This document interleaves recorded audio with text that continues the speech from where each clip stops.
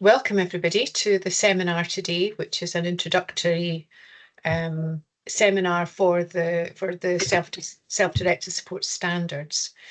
We know that we have a lot of new faces joining us in our world of self-directed support, so it seemed very timely for us to do another introductory seminar on self-directed support. So hopefully those of you that are new will find it useful. Those of you that know a little bit more about self-directed support, it might be a useful recap on the self-directed support standards. So we'll begin. We'll begin by telling you a little bit about the aims for today. But basically, it's an introduction to the SDS standards. So it's really about familiarising yourself with the standards and gaining a bit of an understanding of self-directed support into the bargain.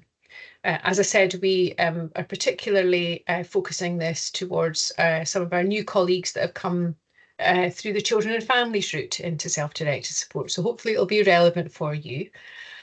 We'll do our presentation. It'll be myself, Jane Kellock. I'm the lead for SDS and Social Work Scotland, and my colleague Laura Finnan-Cowan, who's one of the project officers. We're also joined by Callum Carlisle, our coordinator, and Donna Murray, one of the other project officers in the team.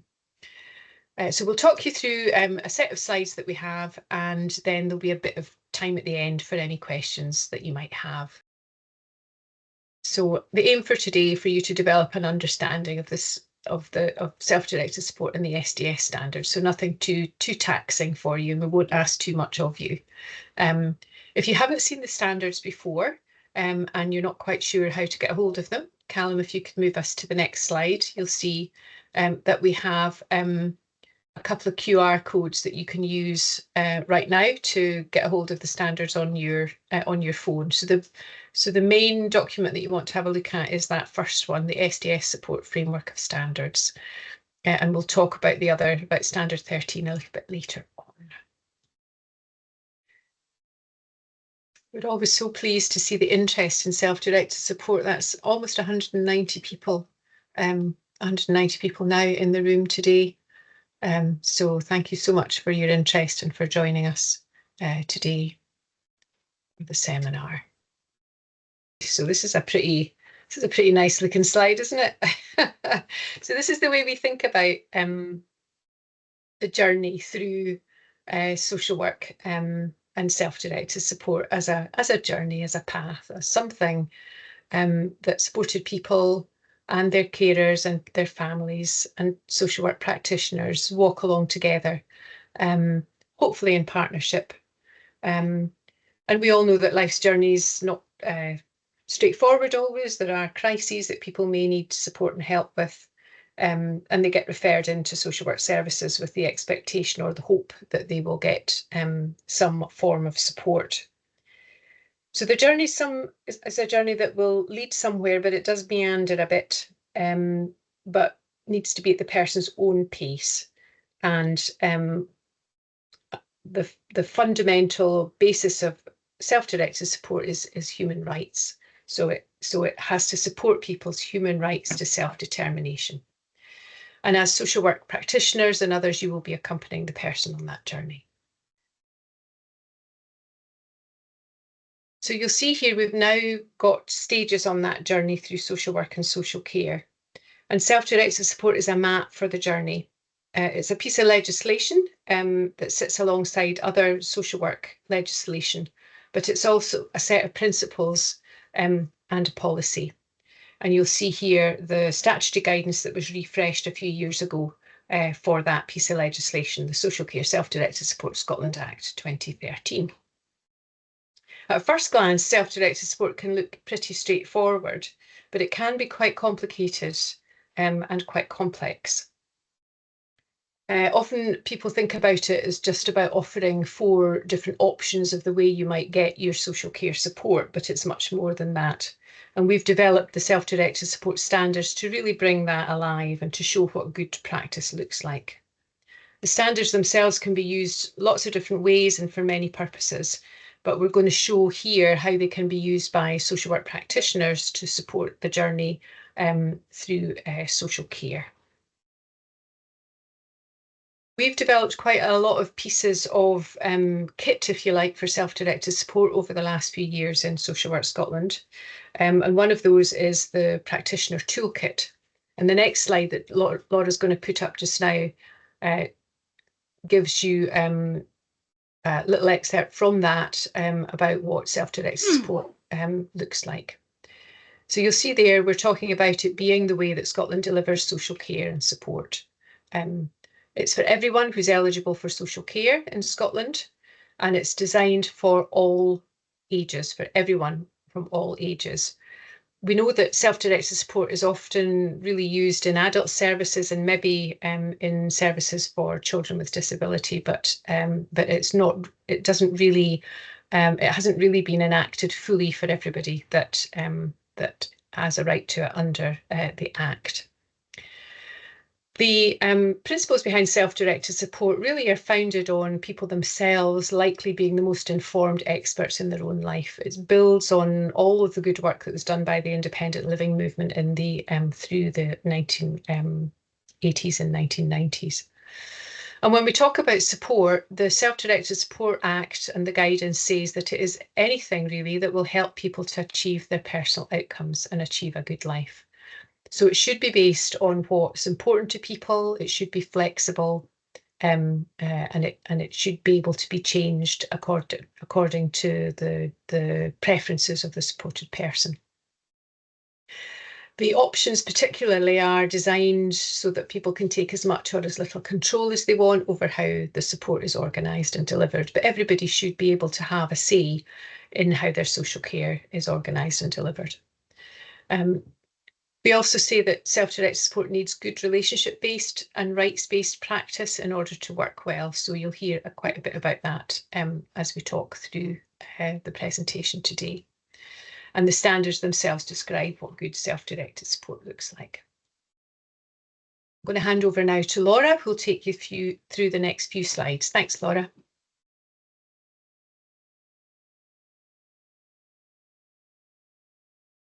Absolutely helps if I come off mute, doesn't it? Thank you, Jane. Just bear with me while I start get my notes in the right place to see. Yeah, so you'll see a slide here which has lots of the products, the resources that Jane was describing that we've been working on to develop and support implementation of self-directed support. So for the people who are here today who are just at the beginning of learning about the SDS standards, let me introduce them to you.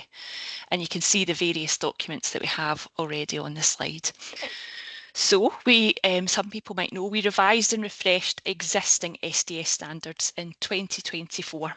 And what we produced was the framework of standards and for the first time an easy read version. And both of these have been approved by the Scottish Government and COSLA. So what you'll find inside the standards, we have an initial framework. There are 12 foundational self-directed support standards, and alongside that some accompanying practice statements and core components, and they all tell us what good self-directed support looks like. The framework has been designed to align with that SDS statutory guidance that already exists, and they're there to support system change, implementation, improving practice, and we hope increasing the consistency of outcomes experienced by all supported people, so children, adults, unpaid carers all across Scotland. And we hope that the standards are there to support that best practice, but also underpin any local improvement plans. One of the areas that we focused on was changing the standards a little so that they have greater relevance for today's challenging context that we're working in.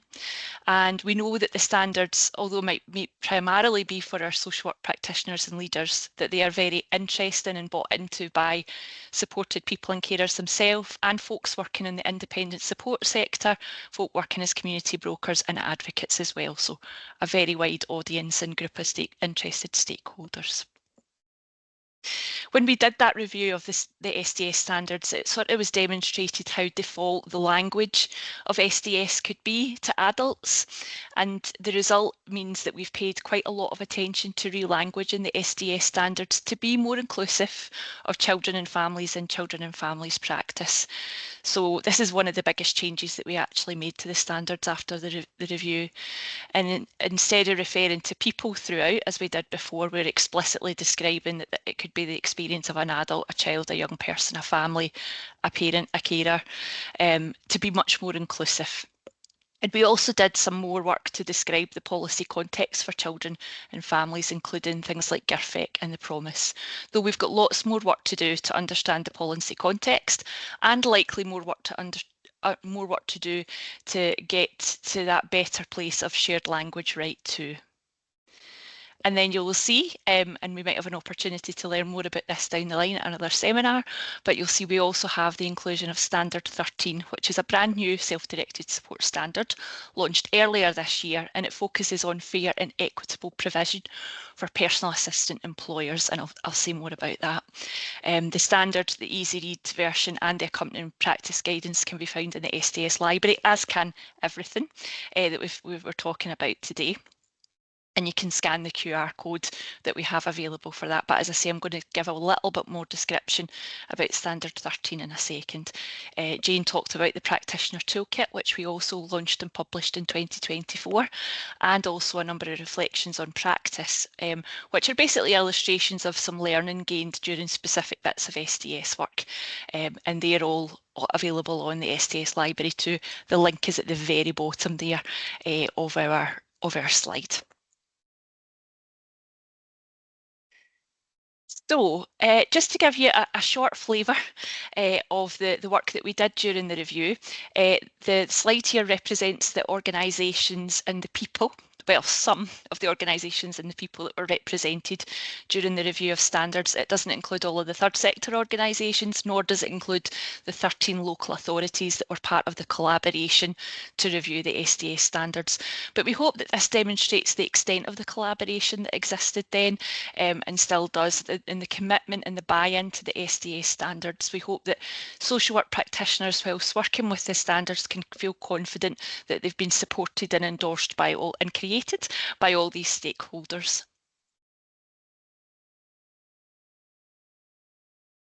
Okay, so here is our standards, SDS standards wheel, and this is only the 12 foundational standards. They're shown in this wheel because we created them first. And we learned during that review of the SDS standards that discussing them and grouping them by the different parts of the system that they closely align to was a helpful thing to do. So this wheel diagram, which we use in all the standards documents, helps to group the standards into the areas of supported people, what's happening with our workforce, the things that go on in our organisation, and of course our leadership. And this motif is used throughout all of the standards documents. It's a well recognised part of our framework. And when people are using the online version, so it's an interactive PDF, if you click on the text that's in that wheel, it takes you directly to the standard that you're looking for. And we've had some really lovely positive feedback that using the wheel and the use of colour that's in the interactive PDF is really helpful to help folk work their way through this and navigate through this resource. So that's the 12 foundational standards. As I said, I'd say a little bit more about Standard 13. So, as I say, newest SDS standard, just launched earlier this year, and we're beginning work around implementation just now. And it's all about supporting a more consistent approach to direct payments for employee and personal assistants across Scotland. And it's to provide that and to provide support that maximises that strong mutual relationship between an employer and their personal assistants. Because we know that direct payments, when they're adequately resourced and well supported, can be a vehicle for self-determination to flourish. So like the other standards, Standard 13 was co-produced by a diverse range of stakeholders, including PA employers, personal assistants themselves, independent support organisations, local authorities, independent living fund, probably not everybody, but as you can see, yeah, built upon a huge co-production and upon the 12 foundational standards. And again, aligns with that SDS statutory guidance. And like the foundational standards, Standard 13 has been endorsed by both Scottish Government and COSLA. So Standard 13 and the easy reading guidance is for everyone who's got a role in supporting the use of direct payments by disabled people, their families, unpaid carers, to employ PAs and achieve independent living. The core components around Standard 13 focus on the need for support and accessible information to manage a DP and to employ a PA, sufficiency of budget, having enough money in that budget to be a good employer, direct payment agreements, PA recruitment and training for both PAs and their employers.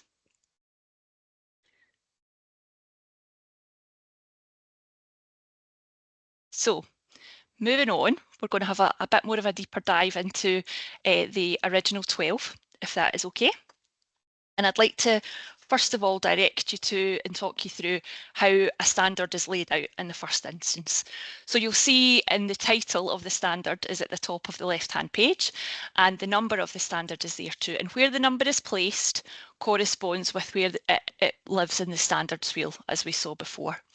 So here is an example. It's standard 2, early help, family support and community support. So the person on the left, so that's the kind of teal bluey colour, represents possibly a child or a young person or a parent or a carer, and they are saying the practice statement. And the practice statement is what they expect to happen. And in this instance, they are saying early help, family support and community support are all available to people who need it. And they're having a conversation, and as part of the relationship with the worker, that's the person in pink on the other side. And they're, as I say, responding in conversation, part of a relationship with the child, the young person, the parent. And they're responding with the practice statement. That's basically what the organisation is saying their intention is. And in this case, for standard 2, the practice statement is providers of early help, family support and community support offer approaches where everyone is welcome to have a conversation about what matters to them and to identify solutions to improve well-being. So as you can see, you've got those two people in a conversation together. It's an exchange of perspectives and ideas. Then if you move further down any of the standards, you'll see we have some core components. These are the key ingredients of the standard and some of the associated practice guidance, the how-tos. And these are the things that you would consider or that you would do in practice in relation to implementing the standards. So all of the standards are laid out this way, and they're based on that important relationship between the worker and, be it the child, the young person, the carer, the family. In standard number 2, we introduced the language of family support at the point of the post the review.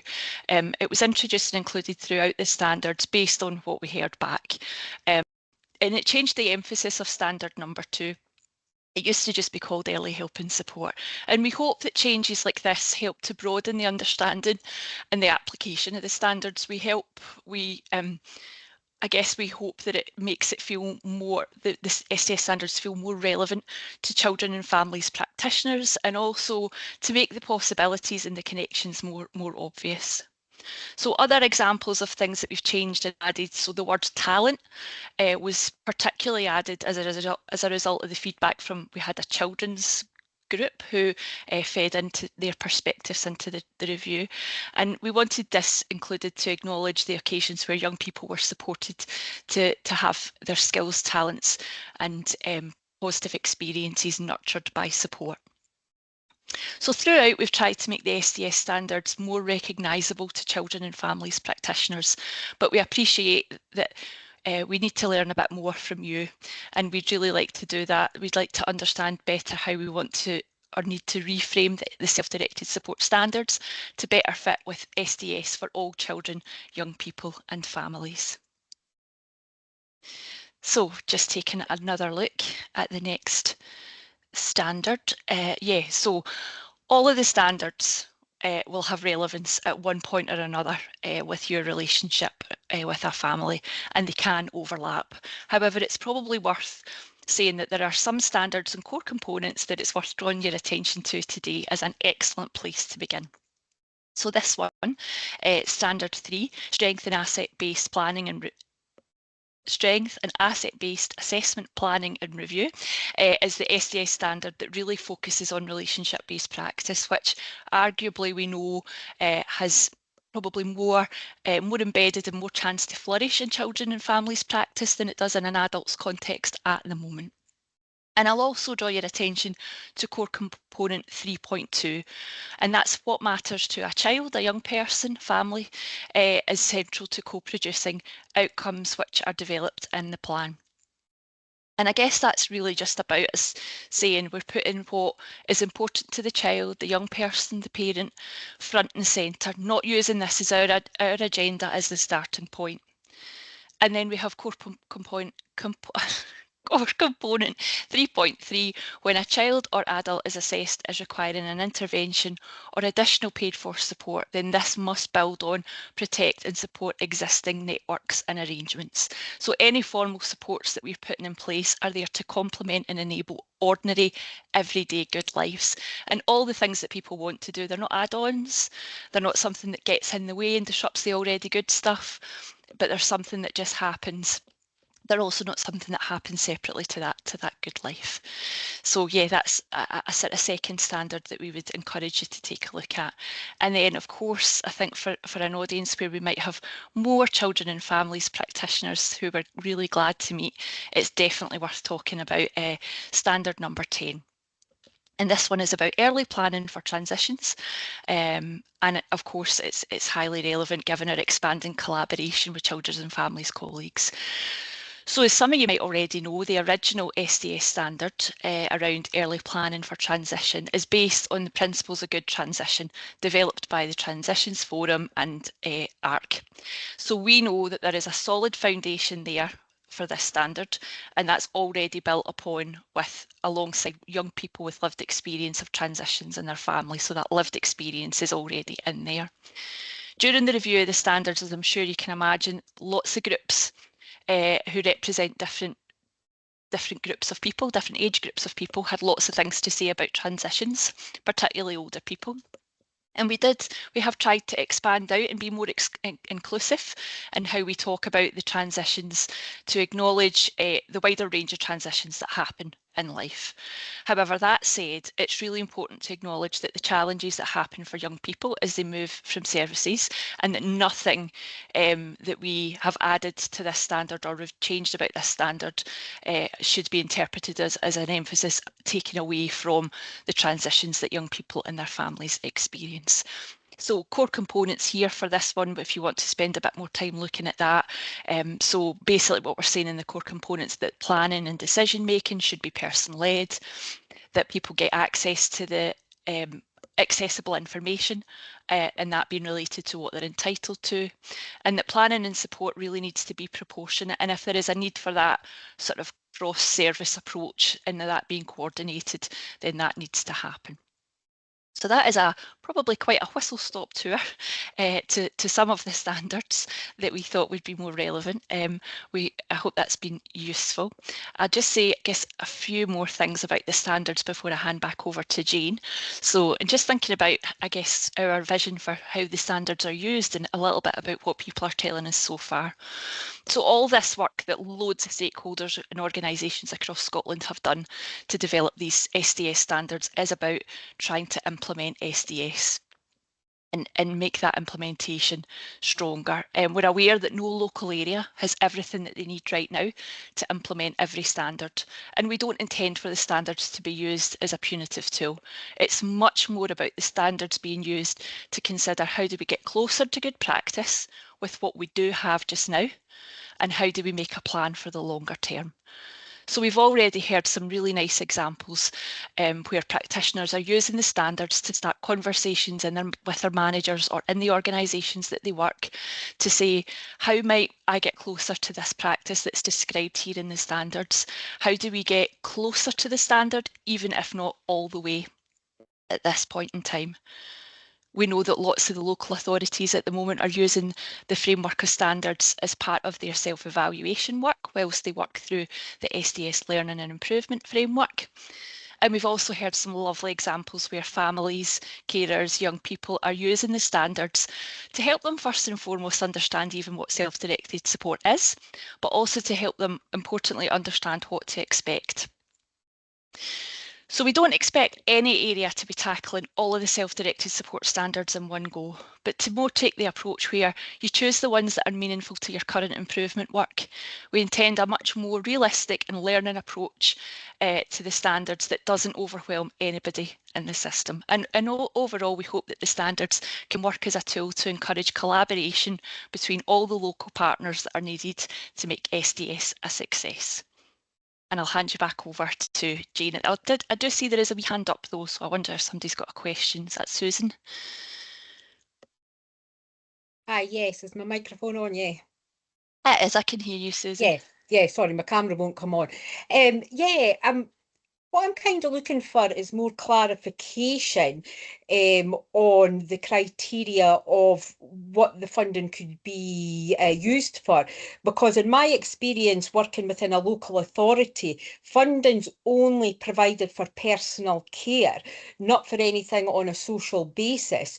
So the standards kind of read that someone's at liberty to set an outcome of any nature, and it doesn't really give the true picture that there is limitations to what outcomes they could actually set for themselves within the criteria that's set by the social work. So it kind of sets an unrealistic expectation, because quite often we get people coming to us looking for direct payment funding because they've been advised that this is the way forward, to then be disappointed to then find out, well, no, there's no personal care needs that are being met because they've been met by a different avenue. So no, you can't ask for a direct payment about social activities. So that's the difficulty, is that if you've got a local authority setting limitations on it, but then the standard and legislation is not really clear that you've got to work within your local authority's criteria. Yeah, you raise a really important and very pertinent issue, Susan. We absolutely recognise that self-directed support and that access to social care doesn't sit perfectly with current application of eligibility criteria as it stands, and there is sort of ongoing pieces of work to be done, certainly at a national level. Scottish Government at the moment, alongside with ourselves and other partners, is looking at a different approach to eligibility criteria, because it is obviously that local level decision about where, at what point people are sort of eligible for support. But I guess what we would, and I hear what you're saying about that expectation level being set as well. So we do have quite a bit of work to do to make those two things fit together. But I guess you've illustrated perfectly the implementation gap that we have, which is part of the reason why we have self-directed support standards. We've got a fantastic piece of legislation in Scotland which is about choice, control, self-determination and the realisation of human rights and independent living. And at the moment we've got sort of, I guess, current local situations and I guess a national picture around constricted resources that mean the two things aren't fitting together well. So therefore we need to find, and I suppose that's what I guess that when I was talking about the best that we can do with what we have just now and then the plan to make it better, is that recognition that we can't get from exactly where we are right now to where we all want to be, which is about a rights-based approach and about people having good lives ultimately. We won't get there in one stride, so we need to take steps towards. So I'm sure there'll be future opportunities, either through our work on the relationship-based practice model, which if folk are interested in can absolutely get in touch and ask us about, although we certainly don't have time to go through it all today. Maybe another seminar. And also sort of national opportunities, either through the community of practice or as we've said, keeping folks up to date about this national eligibility criteria or alternatives to eligibility criteria, access to social care piece that's happening nationally. So we will do our absolute best to keep people sort of aware of all of that. But I guess, Susan, I would encourage you to look at Standard 12 sort of in the meantime. So that is about flexibility of spend, where there is some, I guess, guidance and some standards around how people should, how local authorities could and should be approaching how people spend their budgets and what on. But I appreciate it's not sitting perfectly alongside eligibility criteria. criteria, and you're right to raise it, so thank you. So I'll hand back to Jane at this point, and I think we'll capture any more questions at the end, if that is okay, but thank you for raising that. Lovely, thanks for that, Laura, and for that, Susan, as well, because it kind of takes us neatly into the next little piece that I wanted to kind of talk with you. This again looks like a fairly complicated diagram, but we use this when we go out and we do work with local authorities around how do you bring the self-directed support standards to life in your area? What particular aspects of the standards do you want to focus in on making improvements on? And this is what we call our implementation drivers diagram. It comes from implementation science. So going back to what Laura said earlier on, the standards are all about what good self-directed support looks like. And it was important and still is important to have a really good idea of what the standards say about self-directed support and how and what it should look like in practice, even though we're not there yet.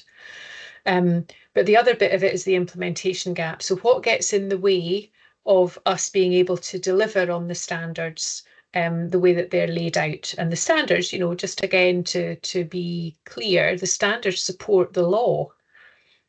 So there's nothing in the standards that goes beyond what the law says should be the case. So what gets in the way? And this is part of our way of kind of looking at what all that is about. Perhaps you'll remember in the earlier slides the colour coding that was around in the standards wheel. Well, that relates to this diagram here. So it shows the different parts of the system. And here we're kind of talking about 4 different elements, I suppose. The experience and the lives of supported people, carers, independent support organisations, everybody who supports the rights of the individual is there in the tealy blue colour. And then in the pink is what is important and relevant to the workforce. So you've got the practice itself that happens in relationship with the person.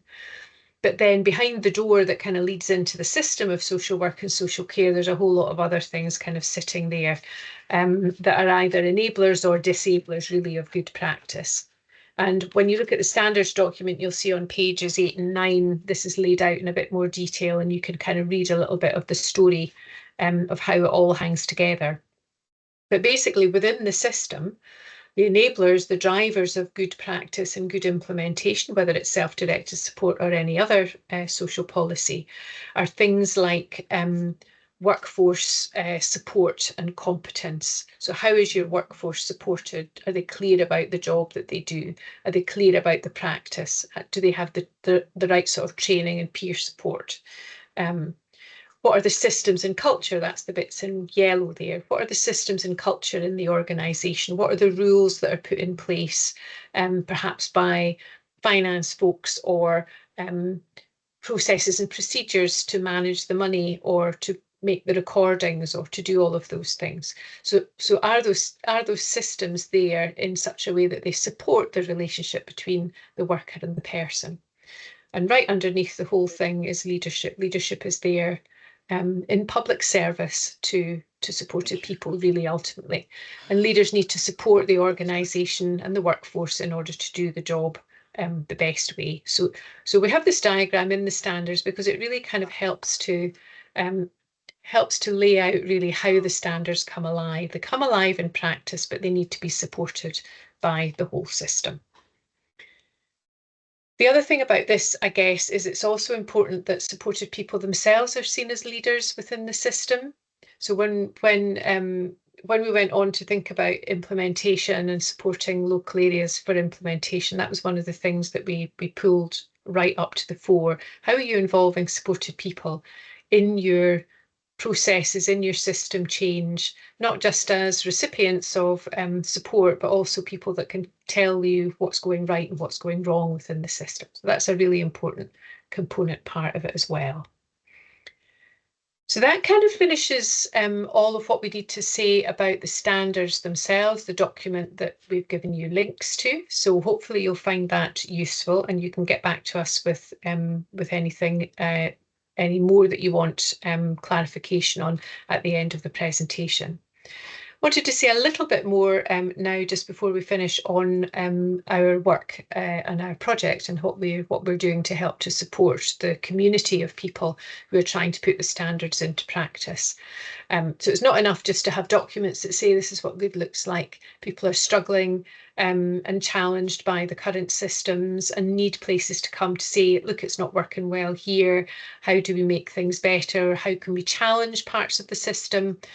What can we do at a local level, but also what can we do at a national level? So we're trying to kind of fill all of those spaces and support our local colleagues as much as we possibly can. We're part of Social Work Scotland, which is the national leadership organisation for social work. So we have access to a lot of ears, and that's partly why the project has been situated in this organisation, so that we can make use of all of those links into parts of the system, chief social work officers, into Scottish Government, into to COSLA as well. And as part of our work, we develop tools like the standards, the toolkit, and other things. Laura talked about work that we're doing at the moment on relationship-based self-directed support practice model. We're doing work around training as well for practitioners. But a big part of the work that we do, that we've developed over the years, is our community of practice. This seminar today is part of the programme of support that we give to the community of practice, but you'll see that there's a few other things there as well.